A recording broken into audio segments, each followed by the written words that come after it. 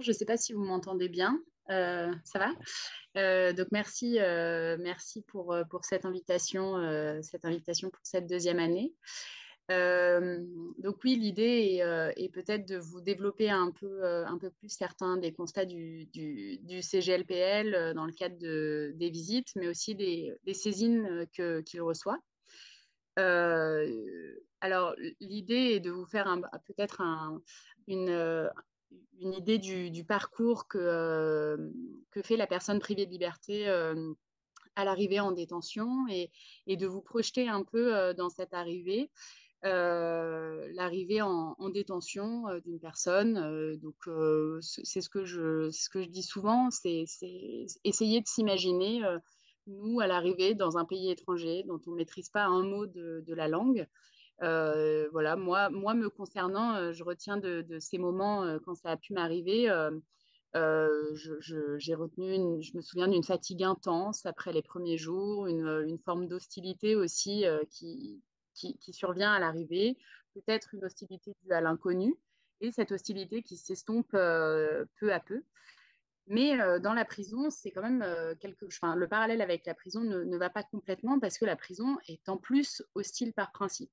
Donc arriver en prison sans maîtriser le français, c'est ajouter de l'hostilité à l'hostilité, de la vulnérabilité à la vulnérabilité. Euh, Évidemment, il est impossible de transformer intégralement le milieu carcéral pour que ce dernier s'adapte à une personne non francophone. Mais le seul moyen d'atténuer cette vulnérabilité, c'est donc de mettre un peu des touches de la langue du détenu étranger dans son parcours carcéral, dans ses débuts de parcours carcéral au moins, pour qu'il puisse se créer quelques repères. Traduire les documents qu'on lui donne, donc faire intervenir un interprète dans les premiers moments de la détention, puis aux moments essentiels, cruciaux de la privation de liberté. Et finalement, c'est un peu ce qu'on fait tous. Je reprends le parallèle avec un pays étranger. C'est un peu ce qu'on fait tous quand on arrive. Comment on paye, comment téléphoner, comment circuler d'un point A à un point B, comment laver son linge. C'est finalement toutes ces petites choses qui font que peu à peu, on prend quelques repères et on se détend un petit peu, même si j'imagine qu'en détention, ça doit être vraiment compliqué.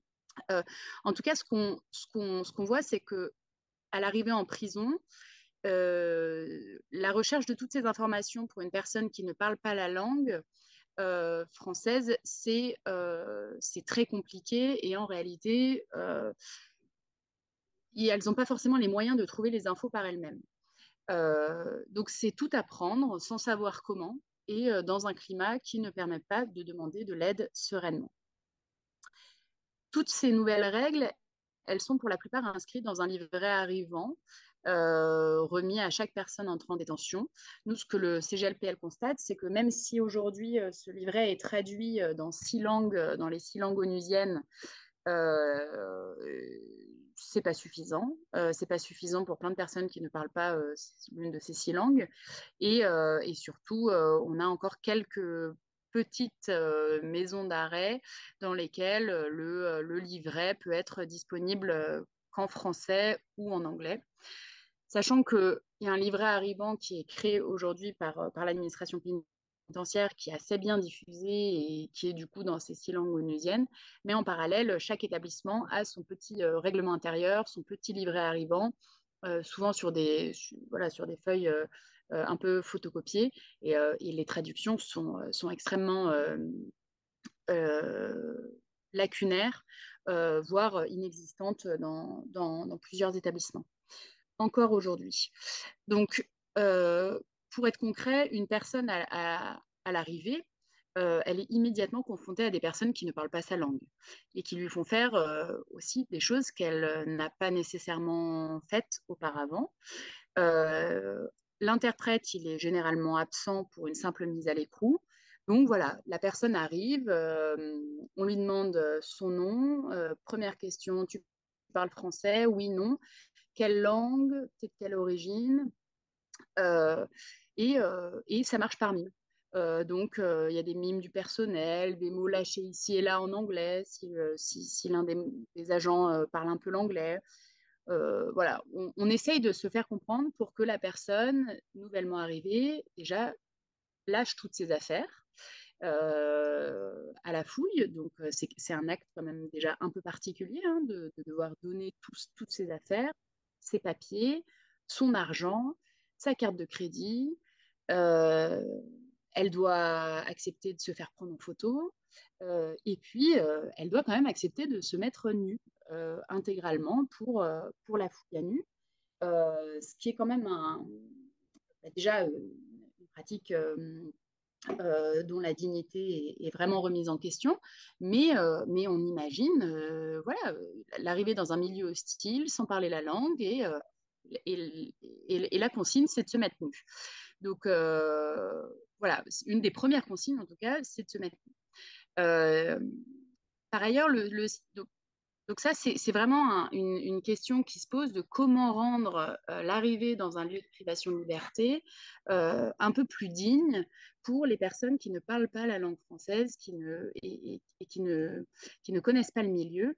Le choc est d'autant plus grand. Euh, Surtout, je vous expliquais que une des premières questions, c'est est-ce que tu parles la langue française? Oui, non, quelle langue, de quelle origine? De cette question découle en fait une pratique qui est de déduire de la nationalité de la personne sa langue. Bon, on sait là-dessus que si la plupart des personnes d'un pays parlent une certaine langue, ce n'est pas nécessairement le cas de chacun. Et surtout, on a des dialectes extrêmement différents les uns des autres dans certains pays. Et donc, c'est pour ces raisons que le CGLPL recommande que chaque personne soit soumise extrêmement rapidement après son arrivée à un test alphabétique qui permette de dépasser l'appréciation par le personnel de surveillance, cette appréciation est souvent empirique, voire complètement arbitraire. Et puis, voilà, une fois cette question passée, euh, on gère un peu comme on peut, selon la réponse. Je vous ai dit qu'il y avait des surveillants qui parlaient un petit peu l'anglais, un petit peu l'arabe. Mais donc, on demande à un surveillant, mais on demande aussi à un détenu. Euh, Ça me fait penser à une jeune femme primo-incarcérée que j'ai rencontrée, qui ne comprenait pas un mot lors de son entretien arrivant avec un des officiers. Et du coup, l'entretien a été expédié en 5 minutes. Ils ne se comprenaient pas, ils n'allaient pas rester pendant plus longtemps dans un bureau.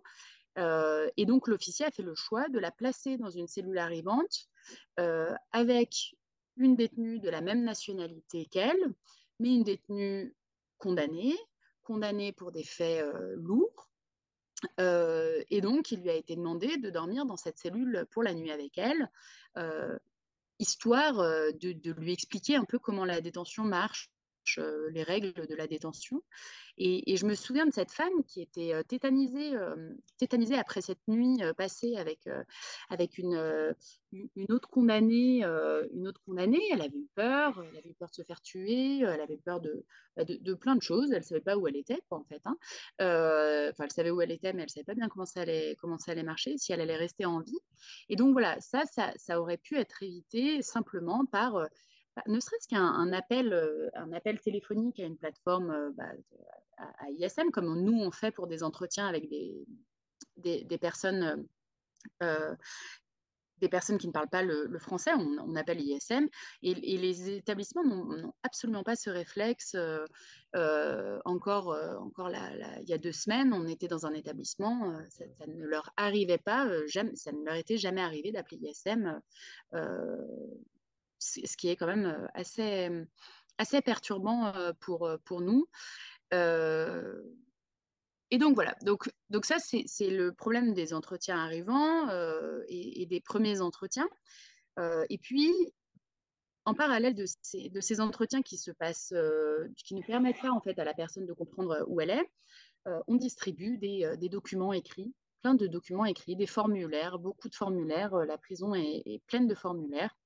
Euh, pour la plupart, ils servent à fluidifier les demandes du quotidien en principe, mais pour une personne non francophone, c'est un tas de papier. C'est simplement un tas de papier qu'elle ne comprend pas. Et il n'est pas rare de rencontrer, dans le cadre des visites, des personnes qui ne savent pas du tout qui est, par exemple, le CGLPL. Euh, pour autant, nous, on a reçu une demande d'entretien et simplement, en fait, les personnes nous expliquent qu'elles ont rempli le papier parce qu'on leur avait donné et qu'il y avait des petits points qui laissaient entendre qu'il fallait remplir son nom et prénom et numéro d'écrou. Et je me souviens d'un jeune homme qui m'expliquait qu'il remplissait tous les papiers. Et je cite, pour ne rien rater, sans même savoir de quoi il s'agissait. Donc, il remplissait tout. Chaque fois qu'il y avait un formulaire qu'on lui donnait, il le remplissait. Au moins, il était sûr qu'il ne raterait rien. Et donc, voilà. Donc là-dessus, évidemment, le CGLPL recommande qu'il y ait une traduction, au-delà du livret arrivant, qu'il y ait une traduction des différents formulaires, des documents qui soient faits dans un nombre élargi de langues, et surtout qu'un service de traduction soit accessible au personnel pour pouvoir traduire instantanément des documents et des formulaires aussi. Au-delà de la remise de documents, j'imagine que la plupart d'entre vous le savent, mais la tradition orale dans les établissements, elle est encore très prégnante. Donc les règles qui sont inscrites sur un règlement, dans un règlement intérieur, dans un livret arrivant, sont évidemment pas les mêmes que celles qui sont pratiquées dans bien des situations. Euh, Ça peut être du fait de contraintes organisationnelles ou simplement de la coutume. Et donc, évidemment, c'est un obstacle supplémentaire pour la personne non francophone. C'est un obstacle supplémentaire pour s'habituer à la détention. Donc ça, c'est vraiment un premier focus que je voulais vous faire sur l'arrivée, sur les débuts et sur le fait que dans ces cas-là, le choc carcéral est vraiment majoré. Euh, et puis, par la suite, on observe que lors de nos visites, on observe que les personnes comprennent assez rapidement derrière quand même comment fonctionnent les actes élémentaires du quotidien. Le temps en prison, il est extrêmement répétitif, les temps forts d'une journée sont les mêmes, et donc on voit des personnes qui comprennent, qui réussissent à comprendre, un peu comme quand on est à l'étranger, finalement, on commence à, à attraper quelques petits mots, à comprendre comment ça fonctionne, comment le métro fonctionne, euh, voilà, on commence à prendre des marques.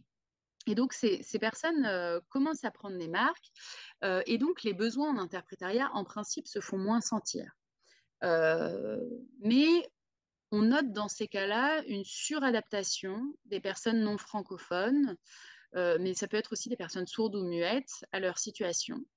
Et donc, on note des situations dans lesquelles voilà, elles ne comprennent pas, on sait qu'elles ne comprennent pas, du coup, on ne leur dit plus parce qu'on sait qu'elles ne comprennent pas. Et les personnes ne demandent plus car elles savent qu'on ne les comprendrait pas. Donc, ce sont des personnes qui accèdent beaucoup plus difficilement aux activités, mais aussi au travail, parce que bien souvent, une des règles pour accéder au travail, c'est de maîtriser un minimum la langue française. Et donc, ce jeu infini conduit peu à peu à les oublier, euh, surtout dans des prisons qui aujourd'hui, vous imaginez bien, sont complètement surpeuplées pour beaucoup. Et, euh, et donc voilà, dans ces prisons-là, quand on ne demande rien, c'est que ça va.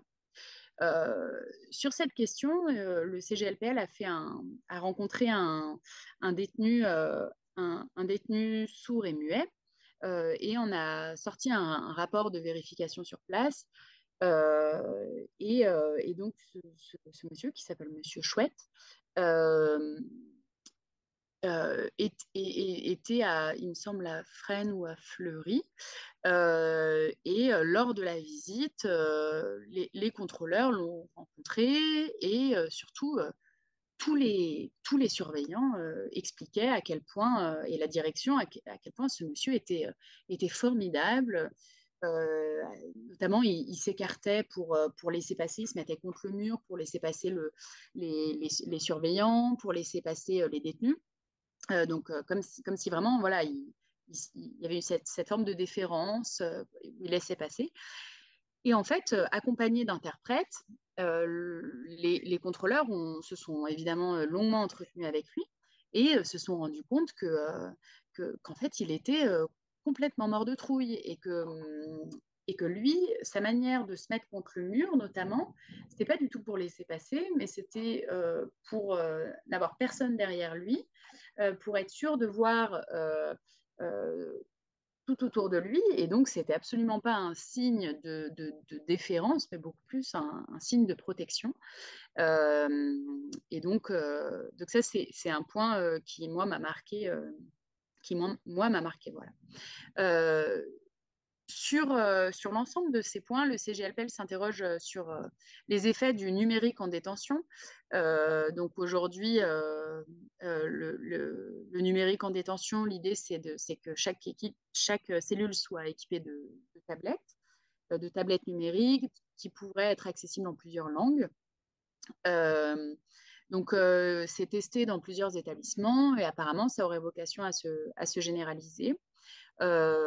Ces tablettes permettraient de formuler des requêtes notamment et d'avoir accès à de l'information, du coup, avec un paramétrage qui peut se faire en plusieurs langues. Voilà, le CGLPL attend de voir un peu quelles langues seront accessibles et puis surtout comment ça fonctionne, la qualité de la traduction. Euh, Parce qu'on sait que les dispositifs électroniques de traduction qui ont pu être utilisés dans certains établissements par ailleurs n'ont pas forcément été salués par à la fois le personnel ou par les détenus euh, parce que la qualité de la traduction n'était pas très bonne. C'était des approximations qui venaient finalement être un peu contre-productives parce que les propos traduits n'étaient pas forcément ce que la personne avait tenu, ce que les différentes personnes avaient tenu. Donc, euh, donc voilà, aujourd'hui, ces tablettes qui ont été créées, donc il y a deux choses, hein. Il y a le NED, le numérique en détention, qui a vocation à se généraliser, et les tablettes électroniques de traduction qui, qui ont été un peu utilisées, mais qui ne sont pas très utilisées apparemment. Enfin, c'est les retours qu'on en a, nous, dans les établissements. Pas très utilisées, soit donc parce qu'elles passent mal, ou parce qu'aussi ils ont peur qu'elles soient détournées par les détenus à d'autres fins. Voilà. Bon, ça c'était un point sur la traduction, donc comment on pourrait faire des traductions un peu plus euh, instantanées. Euh, et donc, en parallèle de cette suradaptation du milieu, au milieu, comme je vous l'expliquais, euh, il y a une compréhension globale du fonctionnement du lieu, d'une journée dans le lieu, mais ça n'empêche pas que les personnes sont parfois confrontées à des moments importants dans le cadre de leur incarcération. Les moments importants, ça peut être simplement la consultation avec les médecins de l'unité sanitaire, une consultation à l'hôpital, la mise en place d'un traitement dont les modalités, en principe, sont expliquées par le personnel infirmier qui passe chaque jour dans chaque cellule pour la distribution. Euh, mais ça peut être aussi donc une comparution devant le juge, devant la commission de discipline, une audience par le conseiller d'insertion et de probation pour préparer un dossier d'aménagement de peine pour sortir, mais une audience aussi avec le chef de bâtiment parce que voilà, une personne a envie un détenu a envie de changer de cellule parce que ça monte en pression avec un, deux, voire trois co-détenus ou éventuellement subit des violences. Et dans tous ces moments-là, on retombe sur la nécessité de se faire bien comprendre et de bien comprendre ce qu'on nous dit en face, et donc de la nécessité de faire intervenir un interprète. Sur ces points, comme je vous le disais, les tablettes, elles peuvent pallier l'incompréhension totale de la personne, mais le dialogue devient saccadé. Et vu l'importance des enjeux dans ces situations, le CGLPL considère que ce n'est pas acceptable et recommande véritablement l'intervention d'un interprète. Et ça, c'est vraiment extrêmement loin d'être le cas. D'ailleurs, le code pénitentiaire est timide, sur ce point. J'avais noté l'article D 216-11 du code pénitentiaire qui explique que le recours à un interprète n'a d'objet qu'en cas de nécessité absolue, si une personne ne parle ou ne comprend pas la langue française et s'il ne se trouve sur place aucune personne capable d'assurer la traduction. Donc c'est extrêmement timide, voire même un peu dangereux, et j'y reviendrai. Et je vais d'abord vous faire part de quelques constats réguliers du CGLPL en la matière sur l'intervention des interprètes en détention. Donc, première chose, comme je vous le disais, les interprètes ne sont pas toujours là. Ils sont vraiment d'ailleurs loin d'être toujours là. Donc, on utilise des co-détenus ou du personnel de surveillance, mais le CGLPL est régulièrement témoin ou destinataire par écrit de situations qui peuvent être catastrophiques. J'ai le souvenir au CP de Lutherbach d'une commission de discipline avec le surveillant qui traduit la langue arabe. Euh, j'ai le souvenir dans ces cas-là du fait que nous, on était avec un contrôleur présent lors de cette commission de discipline et que le contrôleur en question parlait également la langue arabe et s'est rendu compte à quel point la traduction n'était pas fidèle et volontairement du coup infidèle. Euh, j'ai le souvenir d'un détenu qui avait signé pour se faire enlever un poumon sans avoir compris qu'il se faisait enlever un poumon, d'un détenu qui passe au greffe où on l'informe qu'il ne sortira pas finalement car son sursis a été levé et mis à exécution sans qu'il comprenne de quoi il s'agissait, d'un détenu qui se voit notifier l'ordonnance du juge au greffe. Cette ordonnance n'était pas traduite, sauf que cette ordonnance mentionnait les motifs d'écrou, qui étaient en l'occurrence des questions de, de violence intrafamiliale sur son enfant, de viol de son enfant en question, et que donc cette ordonnance traduisait les motifs d'écrou, les raisons et le développement des actes qui l'ont conduit en prison. Et le choix qui a été fait pour que le détenu comprenne, c'est d'appeler un surveillant euh, et d'appeler également un co-détenu pour traduire.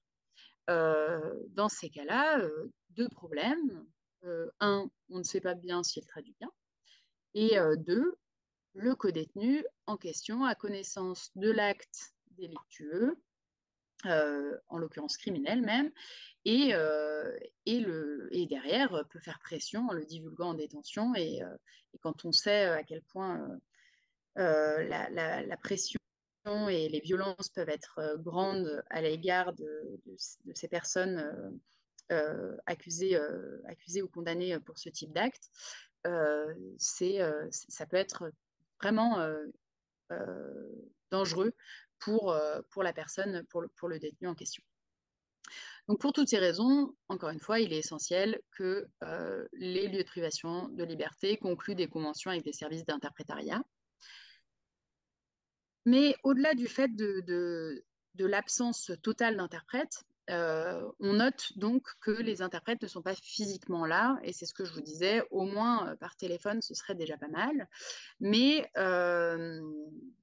donc, dans certains établissements, ils le font, ils appellent, mais on a pu noter qu'ils rassemblaient plusieurs personnes autour du téléphone, par exemple. Donc, ils appellent une fois et ils prennent un interprète, par exemple, en langue arabe, et ils prennent un lot de détenus qui ont besoin d'une traduction, et ils les mettent tous autour du téléphone. Donc, on se retrouve avec des notifications communes, on entend mal, c'est en haut-parleur, euh, mais ça peut être aussi des visios avec un interprète qui est du côté du juge. Euh, et donc, le CGLPL recommande que les interprètes soient physiquement présents aux côtés de la personne détenue. Euh, et enfin, le CGLPL note quand même que les interprètes sont parfois présents ou au téléphone, mais qu'ils ne sont pas formés au vocabulaire juridique et pénitentiaire, en tout cas pas tous.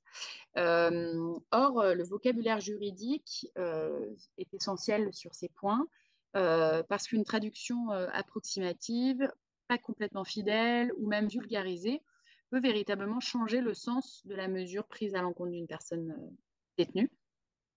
Alors même qu'on le rappelle, euh, la mesure de privation de liberté, c'est la mesure la plus lourde que l'administration française puisse prendre à l'encontre d'une personne. Au-delà des termes juridiques, il est question de maîtriser un peu mieux le jargon de la privation de liberté, le jargon de la prison. Et en commission de discipline, par exemple, là où les interprètes sont supposés intervenir, euh, en commission de discipline, c'est beaucoup de ce jargon-là. On parle de yo-yo. Les yo-yo, c'est les qui passent de cellule en cellule pour récupérer par l'extérieur en fait un morceau, un peu de tabac, un peu un briquet. Donc ils accrochent au bout d'une ficelle et ils le font passer à la cellule d'à côté.